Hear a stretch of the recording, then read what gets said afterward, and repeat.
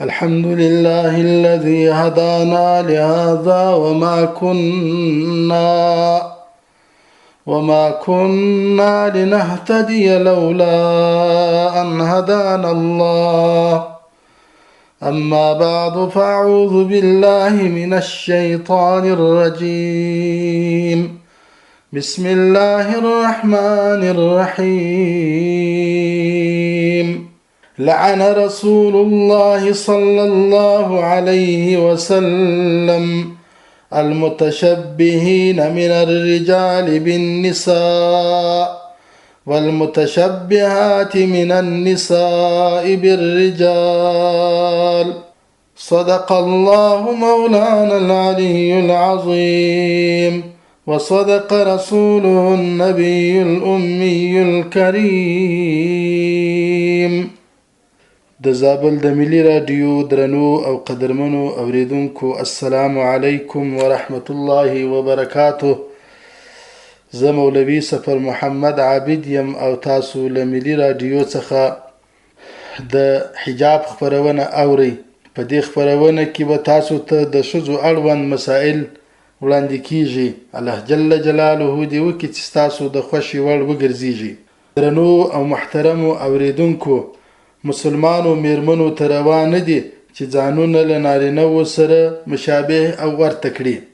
مسلمانې خورې رسول الله صلی الله علیه وسلم اجازه نه درکوي چې د سړیو نارینه‌وو په څیر ځان وښیې. الله تعالی ښځه پیدا کړې ده. الله جل جلاله ته ښځه پیدا کړې او په همدې کې د خیر نغښتی دی. او که ستا خیر په نارینه‌توب کې وای، نو حتما به الله جل جلاله ته نارینه پیدا کړی وای. په دې پوهه سه چې ښځیتوب ستا د ارزښت او فضیلت په مخ کې خنډ نه دی. علما فرمایي چې ډیری داسې ښځې ستا چې تر ډیرو نارینه‌وو په عقل او په دینداري کې غوره دي. یعنی میرمنې ته وایي چې ته په دې باندې مخه پکېږه چې ته الله جل جلاله ښځه پیدا کړې، دا به ستا د وقار او ستا د ارزښت په مخ کې خنډ سي. هیڅ کله داسې نه ده. که الله جل جلاله غوښتي وای چې تا نارینه پیدا کړي، ستا خیر په دې کې وای چې ته نارینه سي، نو نارینه به یې پیدا کړی وای. دا ځکه مخه پکېږه چې ډیری داسې ښځې ستا چې پر ډیرو نارینه‌وو باندې بهتره دي. عایشه رضی الله عنها زموږ ستاسو مور، فاطمه رضی الله عنها د الله د نبی لور، مریم رضی الله عنها د عیسی علیه السلام مور، داسې نورې و نورې څونه ډیرې میرمنې دي چې پر څونه ډیرو نارینه‌وو باندې په عقل او په دیندارۍ، په پوهه او په دیانت کې غوره دي. نو ته په دې مخه پکېږه. خو که ته چیرې د الله جل جلاله او د الله د رسول پر لاره باندې ولاړه سې، نو بیا به ته هم تر ډیرو نارینه‌وو غوره یې. ستا دپاره به دغه ښځیتوب تر نارینه‌توب ډیر ښه وي. له سړیو سره ورته والی، لکه د سړیو په څیر جامې اغوستل، د دوی په څیر خبرې کول، د دوی په څیر تک کول، د دوی په څیر خندا کول او داسې نور. د الله نبی له دې څخه منع کړې ده. عبدالله ابن عباس رضی الله عنهما روایت کوي چې لعن رسول الله صلی الله علیه وسلم المتشبهین من الرجال بالنساء الحدیث. عبدالله ابن عباس رضی الله عنه وایي د الله نبی پر هغو میرمنو لعنت ویلی دی چې د سړیو او نارینه‌وو په څیر ځان جوړوي، او هم یې په هغو سړیو باندې لعنت ویلی دی چې د ښځو په څیر ځان جوړوي. یعنی یو ښځه دې داسې نه کوي چې د نارینه په څیر ځان جوړ کړي، یو نارینه دې داسې نه کوي چې د ښځې سره مشابهت وکوي. یو حدیث شریف کې راځي، یوه میرمن د الله نبی ته لاس ورغځوي تر پردې وها خواته، په پرده کې دننه ده، د الله نبی ته لاس ورغځوي، د الله نبی ته وایي چې زه بیعت در سره کوم. رسول الله صلی الله علیه وسلم لاس دې کشوي، پر شا کوي لاس، ورته وایي چې آیا ته اوس نارینه یې که ښځینه یې؟ دا ستا لاس خو چې دا نه معلومیږي ماته چې دا د ښځینه لاس دی او که د نارینه لاس دی. نو د الله نبی ورته وویل قل ما ادري ايد رجل يد امراه قالت بل امراه. د الله نبی ورته وایي چې دا لاس نه پیژنم چې دا د ښځې ده که د نارینه ده. هغه میرمن ورته وایي چې دا زه ښځه یم. د الله نبی وی لو كنت امراه لغيرت اصفارها. که چیرې ته ښځه وای نو تا به خپل نوکان رنګولی وای، تا به خپل نوکان په نوکریزو کړي وای دغه رنګ نشي لکه دا زموږ ستاسو رنګ چې بیا خور لري بیا غسل او اودس تسې کېږي. یعنی ښځینه به باید له نر سره په لاسو په پښو کې مخالفه او مغایره وي. یعنی د ښځینه پښې او لاسونه باید هر وخت په نوکریزو باندې سري وي چې له نارینه سره توپیر ولري. نارینه د پښې او لاسونه نه سره کوي ځکه بیا د ده له ښځې سره له مېرمنې سره ورته والی راځي. نو د الله نبي له دې څخه منع کړې ده چې نارینه د ښځې په څیر ځان جوړوي او ښځینه د نارینه په څیر ځان جوړوي. ځکه د الله نبي ته یو صحابي راغی پښې یې سرې کړې وې. بیا د الله نبي دومره ډېر پر ده باندې بد وویل دونه ډېر مذمت یې د ده د کار وکړ چې بیا ولاړ سو صحابه کرامو کې یو صحابي وویل ولیا د الله نبي سر ځینې پرې کړم له ده څخه. د الله نبي ولیا سر یې هم نه پرې کېږي ښه کار یې نه ده کړی دا. نو مېرمنې ډېری داسې مېرمنې شته چې د نارینهو په څیر ویښتان جوړوي د نارینهو په څیر جامې جوړوي د نارینهو په څیر باندې لاسونه او پښې دغه پرې ایښي وي رنګولې یې نه وي په نوکریزو باندې. نو دا دې نه کوي. بل خوی چې په ښځینهو کې شته زموږ ستاسو په مېرمنو کې ځینې له ناخبرۍ څخه وي خبرې نه وي او ځینې بیا خبرې وي په رضا داسې چم کوي. نو دا هغه خوی دا ده چې کوډګرو دغه ساحرګرو سحر کوونکو کوډګرو جادوګرو دې ته زموږ ستاسو مېرمنې ډېرې ورځي.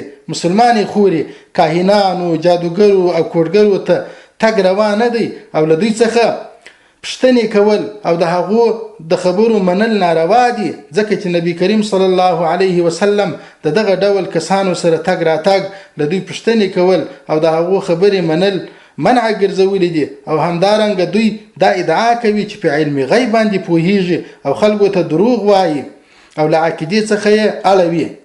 په صحیح حدیث کې له نبی کریم صلی الله علیه وسلم څخه روایت دی چې څوک کوډګر ته ولاړ سي او له هغه څخه د څه شي پوښتنه وکړي نو 40 شپې د هغه لمونځ نه قبلیږي. مسلمانې خورې که ته یو کوډګر و جادوګر ته ورځې یو ساحر ته ورځې چې سحر کوونکی وي کوډي کوي دا څونه خطرناک خلک دي دغه ته که ته ورځې نو د الله نبي وایي بیا ته پوښتنې ځینې کوې یا پال ګوري هلته ته زما پال وګوره زما پال څنګه د بیا نو هغه په نوک کې ګوري یا په بل شي کې ګوري. د الله نبي وایي 40 شپې د دغې ښځې نارینه وي که ښځینه وي لمونځ یې نه قبلیږي. په بل حدیث کې د الله نبي فرمایي څوک چې کاهن یا جادوګر ته ورسي او د هغه خبرې ومني په هغه سړی په هغه څه باندې کافر شو چې پر محمد صلی الله علیه وسلم باندې نازل شوی دی. یعنی که سړی جادوګر ته ورسي پوښتنې ځینې وکړي بیا پر هغه باندې تصدیق هم وکړي د هغه پر خبرو باندې نو د الله نبي وایي پر ما چې کوم شی نازل شوی دی دغه سړي د هغه زما پر نازل شوي شي باندې کفر وکړي. څوک چې کوډې وکړي یا د هغه لپاره کوډې وکړل سي یا بدپالي ونیسي او یا د هغه لپاره بدپالي ونیول سي یا کهانت وکړي یا د هغه لپاره کهانت وکړل سي نو له موږ څخه نه دی. د الله نبي وایي کم سړی چې کوډي کوي یا کوډګر ته ورځي د کوډګر خبرې مني یا پالبین ته ورځي د هغه خبرې مني نو د الله نبي وایي دا له موږ څخه نه دی. کوډګرانو او پالبینو ته تلل حرام دي په ډېرې خواشینۍ سره چې ډېری مېرمنې لیدل کېږي چې پالبینانو ته هغه خلکو ته چې پال شي ناستې وي او خپل پالونه ګوري په داسې حال کې چې دغه کار د الله د نبی ناخوښه دی. د الله نبی په ځینو احادیثو کې خو بیخي که دغه تصدیق پر خبرو وکړي کفر ورته ویل سوي دي او د صالحو اعمالو د ښو اعمالو تباه کېدونکي او ضایع کېدو لامل کېږي. دا امام مسلم رحمه الله په خپل صحیح کې د نبی کریم صلی الله علیه وسلم د یوې بیبي څخه روایت کوي چې هغه وایي من اتا عرافا فسأله عن شيء لم تقبل له صلاة 40 لیلة. هر څوک ترجمه د دې حدیث دا ده هر څوک چې کوم کوډګر ته ولاړ سي او له هغه څخه د څه شي په اړه پوښتنه وکړي 40 ورځې د هغه لمونځ نه قبلیږي.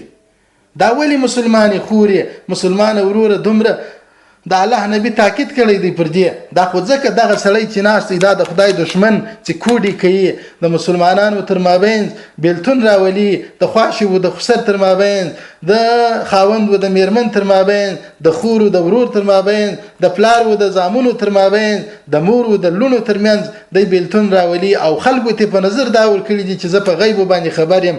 غیب ویل چې دا خاصه د الله جل جلاله دی. زموږ استادو په ایمان کې دا خبره ده چې ایمان مو هغه وخت کامل د زموږ استادو ایمان هغه وخت ایمان دی، هغه وخت ایمان بلل کیږي. کمال هم نه دور پوری تړلی بلکې نفس ایمان هغه وخت سړی مؤمن کیږي چې سړی پر دې ایمان راوړي چې په غیب یوازې او یوازې الله جل جلاله خبر دی، بل څوک نه دی ور باندې خبر.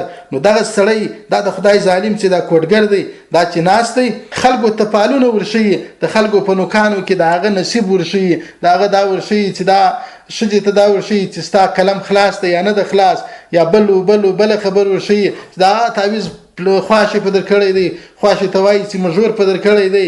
نور خلک وريادي دا خلکو ته په نظر دا ورکی چې زه په غیب خبر یم. نو چې دی په غیب ځان خبر بولی نو خدای الله جل جلاله سره ځان برابر کوي. غیب الله و زما خاصه ده. نو ته چې ورځي مسلمانې خوري پښتني ځینکې نو خود به دغه ګناه لري، سلوي شپې به بیا ستا لمنځ نه قبليږي، ستا عبادت به نه قبليږي. څونه په تکلیف باندې موږ تاسو د لمنځونو وو عبادت کوو چې هغه بیا لمونځ له تاسو څخه د یو پالبین په تک باندې یو چا څه د پال پښتنه وکړو په هغه راسځي نو ډیر به موږ تاسو ډډه کوو، پرهیز به کوو له دې څخه چې دغه کوډګرو پالبینانو دغه ته نسوار مسلمانو خوندو.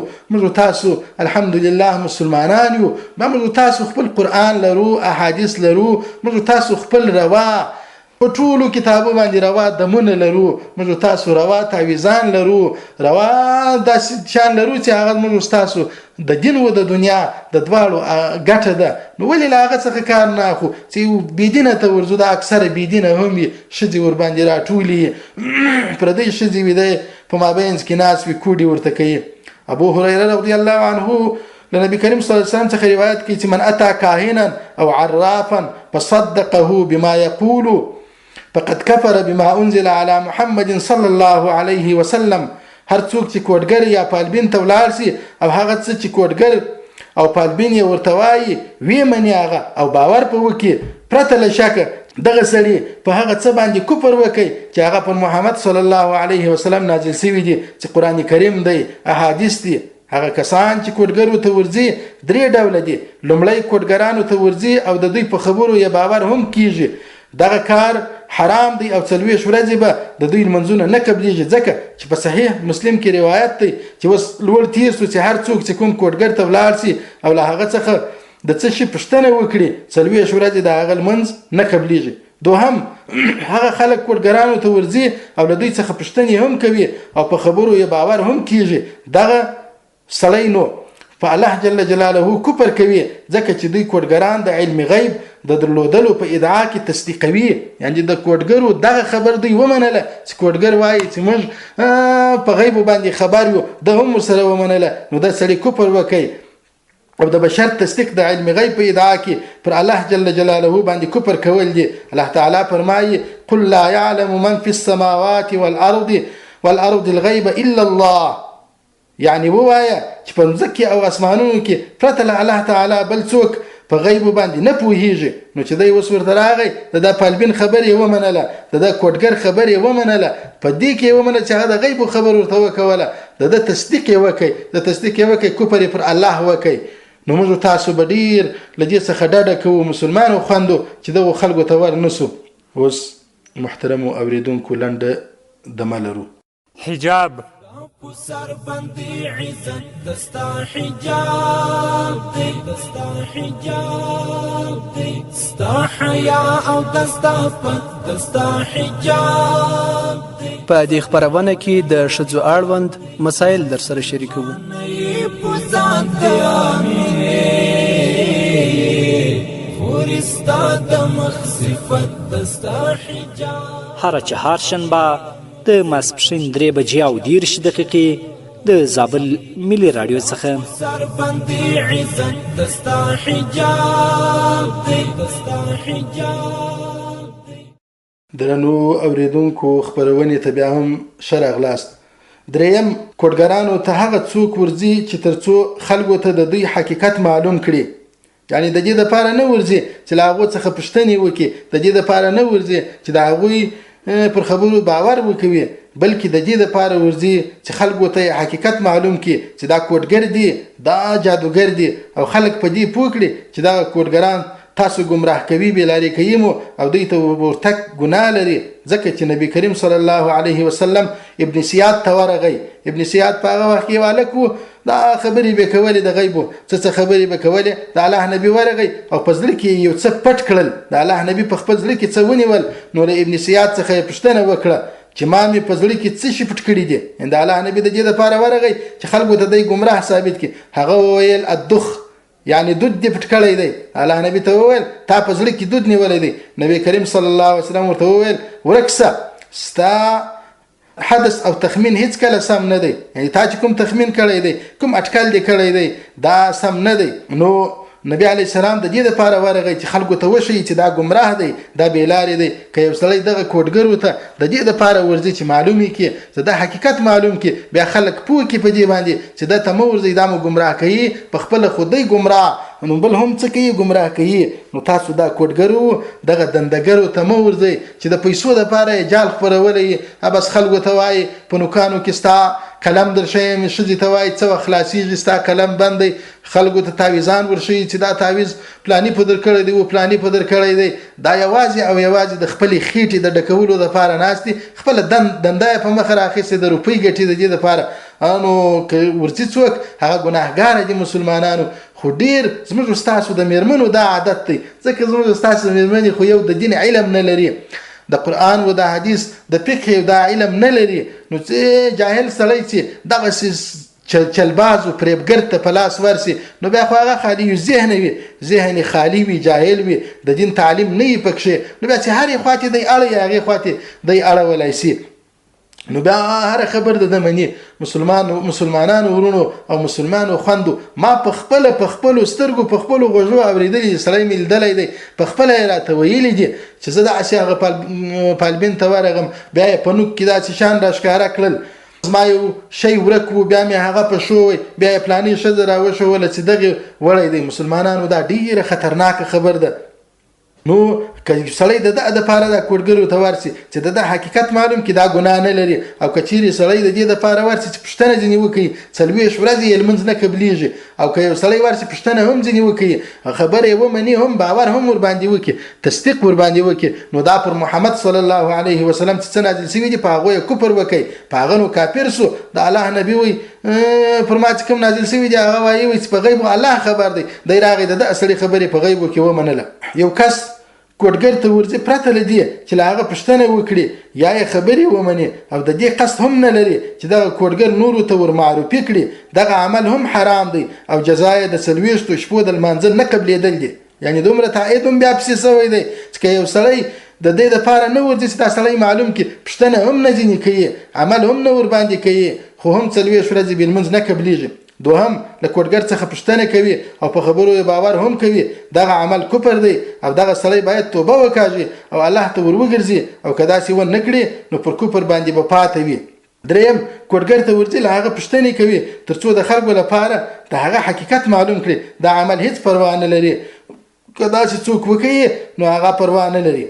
په بل حدیث شریف کې راځي عن عمران بن حسين رضي الله عنهما قال رسول الله صلى الله عليه وسلم ليس منا من تطير أو تطير له أو تكهن أو تكهن له أو سحر أو سحر له ومن عقد عقدة، أو قال من عقد عقدة ومن أتى كاهنا فصدقه بما يقول فقد كفر بما أنزل على محمد صلى الله عليه وسلم. لا عمران بن حسين رضی الله عنه څخه روایت دی چې نبی کریم صلی الله علیه وسلم وایي لما څخه نه دی هغه سړی چې خپل پال ګوري یا د نورو پال ګوري، یعنی خپل پال ګوري یا د نورو پال ګوري، هغه کس چې د ځان لپاره کوډي کوي یا د نورو لپاره کوي، هغه سړی چې د ځان لپاره جادو کوي یا د نورو لپاره کوي، او څوک چې کوډګر ته ورسي او د هغه خبرې ومني، نو په حقیقت کې په هغه څه کافر سوی، په هغه څه کافر سو چې پر رسول الله صلی الله علیه وسلم باندې را نازل شوي دي. تاسو فکر وکړئ مسلمانانو چې دا څونه لویه ګناه ده چې یو سړی کاهن ته ورځي، ساحر ته ورځي، دغه سړی ته ورځي چې فالونه ګوري، د سړی ته ورځي چې زه په غیب باندې خبر یم. نو دا درې رقمه خلک سو. یو دا سړی دی چې ورځي هیڅ پوښتنه نه کوي، دغه سړی 40 شپې لمونځ نه قبلېږي، بل مطلب یې نه چې خلکو ته د حقیقت معلوم کړي، یوازې هسې ورځي. بل سړی دا ده چې پوښتنه ځینې کوي، بیا یې پوښتنه مني، هم باور ورباندې کوي، نو دا کافر کېږي. دریم هغه سړی ده چې هغه ورځي د دې لپاره چې حقیقت یې معلوم کړي، خلکو ته یې وښیي چې دا ګمراه دی، تاسو ګمراه کوي. هغه دریم سړی نو پروا نه لري. خو دغه چې دي دا دوه نفر چې دي د دغو لمونځ نه قبلېږي، 40 ورځې مسلمانانو لمونځ نه قبلېږي. نو تاسو مسلمانو خویندو ډېر احتیاط کوئ په دې کې چې دغه تعویزګرو کوټګرو دې ته ور نسئ. موږ تاسو روا تعویزان لرو، د کلي مولوي صاحب ته ووایه هغه څوک چې تعویز کوي دنده یې دا نه وي، دا یې نه د کړي چې د روپو دپاره ناست وي، د خلکو پالونه هم ګوري، د خلکو نوکان هم ګوري، ښځې ورباندې راټولې وي، بې سترې یې جوړه کړې وي. ښه علما زموږ ستاسو په کلي کې سته، مولوي صاحب تعویز راوکوه، کیف ما اتفقه، یو وخت د سړي پر سر درسي تعویز کوي، یو وخت د باغ دپاره کوي، یو وخت د زوی دپاره کوي. تعویزان روا دي مسلمانانو، داسې نه چې تعویزان حرام دي. زموږ ستاسو په شریعت کې اصل نه لري، زموږ ستاسو په شریعت کې تعویز و دم و دا ټول سته. خو له داسې خلکو څخه یې کوي چې هغه داسې دنده یې دغه نه وي، پیشه یې دغه نه وي، د روپو دپاره یې جال نه وي خورولی. د کلي مولوي صاحب دی، اغا صاحب دی، د سړي پیر وي، سړی مرید وي، تعویزان ځینې کوي، دمونه ځینې کوي، بس نو هغه 2 روپۍ ورکړي، هغه هم سر نه خلاصوي، دی هم سر نه خلاصوي. روپۍ چې څونه یې ورکړي هغه ورکړي، هغه هم د روپو دپاره دا کار نه کوي، یوازې او یوازې یو سبب یې بولي د دې چې دا د جوړتیا او د روغتیا دپاره یو سبب ده، لکه د ډاکټر دوا. هغه هم داسې نه بولي چې که دغه چم نو د نه وکړي نو ګناهګاره سو، هغه هم یو سبب بولي. دا ورغلی سړی هم دا یو سبب ده، سبب کوي، بس بیا نو روپۍ پر خپل طبیعت باندې ورکړي. نه هغه د دې دپاره وي چې بیا ځینې خوابه دی چې 2 روپۍ دې نه کړي، را پلانی دې نه وکړي، وها دې نه وکړل، تور پسه به راولې، توره چرګه به راولې، تور قیدونه و، دغه د سپین قید و د تور قید، دغه شیان نه وي پکښې. که دغه شیان کې پکښې سو چې توره چرګه به راولې، تور پسه به راولې، هسې به کوې و داسې به کوې، بس دغه نو پریبګر دی، دغه چلبازه دی، دغه نو کپل پسې واخې بیا کوټګر هم دی، کپل پسې واخې جادوګر هم دی، کپل پسې واخې سحرګر هم دی. دغه ته ورتګ نو مسلمانانو حرام دی، ناروا دی. موږ تاسو علما لرو، علم چې دا رڼا ده. یو سړی چې علم لري هغه دا کار نه کوي، دا اکثره جاهلان وي. تاسو به نه په ټول د تاریخ کې تاسو وګورئ یو ځای کوم کوټګر ویل دی چې هغه دی عالم وي، سره ولاړ کې دغه جامع به خود دملاوي، لنګوټه به دملاوي، کالی به دملاوي، خبرې به دملا پر چم کوي، خو څوک به نه وي، کتابونه به نه زده، قرآن به نه زده، حدیث به نه زده. یو سړی که عالم وي هغه داسې نه کوي چې د کوډي کوي، د خلکو پالونه معلوموي، د خلکو په مابینځ کې بې اتفاقي راولي، د خواشي و د مژور ترمنځ، د ورور و د خور ترمنځ، د خسر و د زوم ترمنځ، د زوم و د خواشي تر مابین. دغه رشتې ګوره دا ډېرې مقدسې رشتې دي، د دغو تر مابین چې بېلتون راولي په یو 2 روپو باندې، د یو 2 روپو دپاره دا کوټګر دي، دا جادوګر دي. او سم عالم چې وي هغه یوازې او یوازې هغه روا تعویزان کوي، پر سر د سړي درد وي، یو بل مشکل ورپېښ وي، دا هر شي تعویزان سته.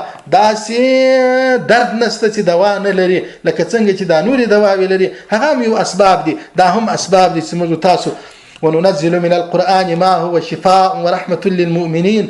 په قرآن کریم کې زموږ ستاسو جسمانی او روحاني شفا دواړه دي، هم د جسم شفا جوړوالی پکښې ده. چې یو آیات ولیکو، تاسو به اورېدلې وي، مشهوره کیسه ده، صحابه کرام تللي وي یو ځای ته، د هغه قوم سردار لړم خوړلی و، ځینې روایت کې چې مار خوړلی و، بیا یې الحمدلله شریفه پر وویله، نو هغه بیا جوړ سو، بیا 10 پسونه هم ځینې واخیستو، یعنې دا شکرانه وخوړه هم روا ده.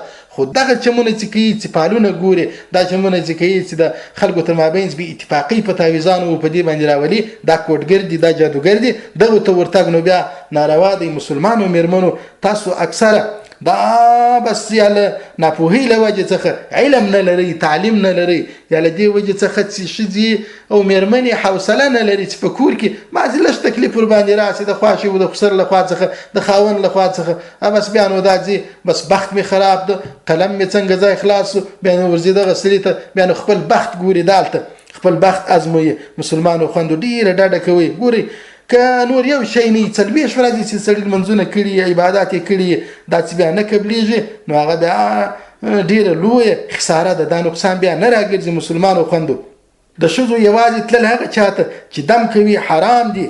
یعنی که تاسو یو چاته ځئ دم تعویض کوئ دا روا دم تعویض هم یوازې مه ورځئ. خپل محرم در سره بیا ښځې په هیڅ حالت کې نامحرمو ته یوازې نشي تللی او حرام دی دا کار حتی که دم کوونکی هم وي ځکه د الله تعالی د لعنت سبب کیږي. رسول الله صلی الله علیه وسلم وایي ما خلا رجل بامرأة الا كان الشیطان ثالثهما.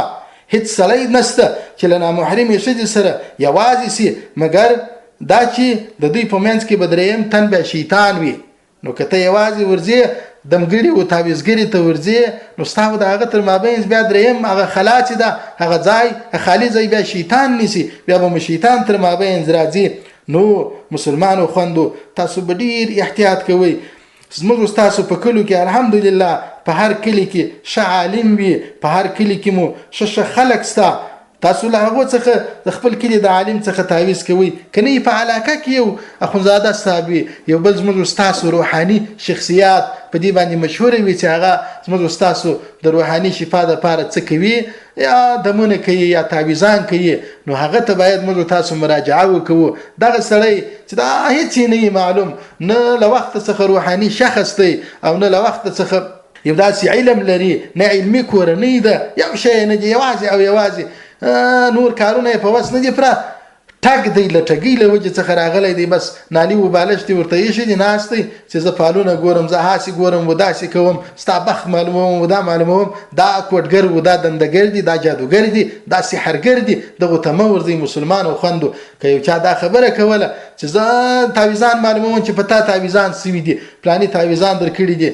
یا پال معلوموم ستا په نوک کې داسې نقشه جوړوم و هاسې جوړوم و داسې جوړوم دغو ته مسلمانو خوندو او مسلمانو ورونو مه ورځئ. ما درته وویل موږ تاسو خپل روحاني شخصیات لرو په هر علاقه کې په هر کلي کې په کلي کې خپل موري صاحب له هغه موري صاحب څخه وردوري په علاقه کې د وخت مشهور اخونزاده صاحب سوزاده صاحب د وخت اغا صاحب د موږ تاسو روحاني شخصیات دي. په هغو کې هم داسې څوک پیښ دي چې دغسې خبرې کوي چې له کتاب څخه چپه خبرې وي له علم غیب سره کار لري دی ځان په علم غیب خبر بولي چې زه دا باندې خبر یم چې پلاني تعویضان په در کړي دي زه په دې خبر یم چې ستاو د مژورو د خواشي تر مابین څه اختلاف دی دغسې که زه په دې خبر یم چې پلاني ستا غلا کړې ده دا خلکو ته بیا مه ورځئ. که په هغو مشهورو شخصیاتو کې دی سړی پیښ دي هم ځان ځینې پر ډډه کوي ځان پیچي ځینې مسلمان ورونو او مسلمانو خوندو بیا به لمونځونه نه قبلیږي حتی چې په ځینې روایاتو کې دا د کفر سبب کیږي. اسلام او ایمان دا څونه خواږه شیان دي مسلمانانو موږ تاسو څونه الله جل جلاله نازولی یو چې ایمان یې راکړی دی او اسلام یې راکړی دی د رسول صلی الله علیه وسلم امتیان یو نو بیا موږ تاسو په داسې نه څه باندې دغه خوږ د قیمتي د ارزښتناک ایمان دا راسکللی خبر هم نه یو. که سړی خبر سی نو خو بیا به بیرته توبه وکړي بیرته به تجدید د ایمان وکړي بیرته به راسي. او که خبر نه وي